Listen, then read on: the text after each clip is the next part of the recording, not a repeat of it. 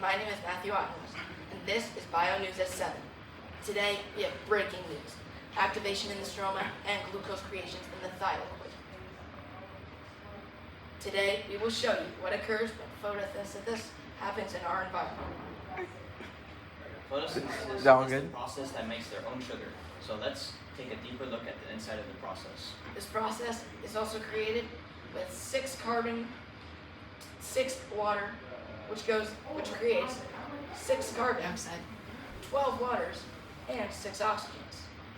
There has recently also been a new, never-before-seen creation inside the stroma.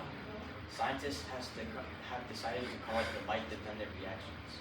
Now, this process provides glucose and energy to plants through light-dependent reactions. Chloroplasts are inside of these thylakoids. They absorb sunlight. Along with them is chlorophyll. These reactions begin when sunlight hits the second photosystem and turn ADP and NADP plus into ATP and NADPH. NADP plus becomes NADPH with the addition of a hydrogen molecule. After this, the newly charged molecule travels through the electron transport chain.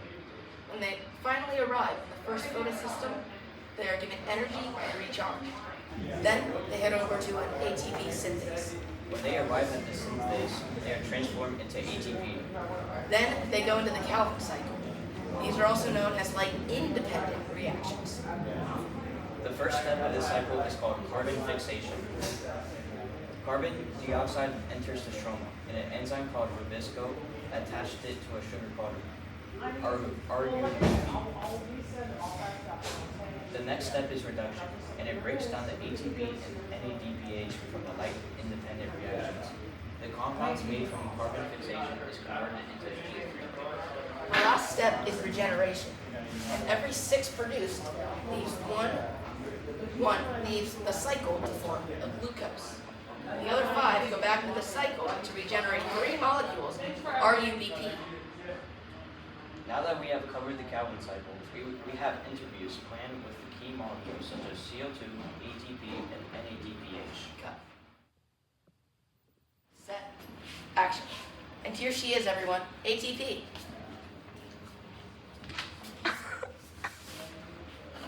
Hey everyone. So, how does it feel to be the most important source of energy in the environment? Well, it is a super awesome part to play. It really matches my energy. Cool. So next question. Do you ever feel lonely when you have to cut off one of your phosphates? It is extremely sad. I feel like I just lose a lot of energy. Well, that is all. Thanks for coming by. Anytime. Now to Ryan, who is interviewing CO2. Good evening, everyone. Today I will be interviewing CO2. Here she is.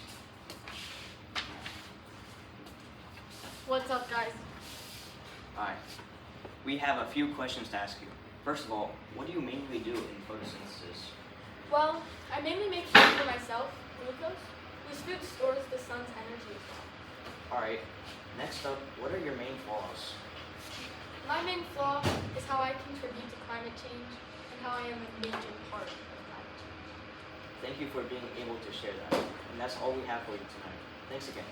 Now we go to Matthew, who is about to interview NADPH. Hello, everyone, and welcome to our final interview of the night, which is a very special guest.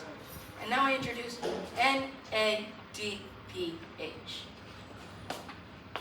Hi guys, my name is NADPH. Good evening, NADPH. We have a few questions that we would like to ask you, if that's okay. It's perfectly okay. I would love to answer. All right.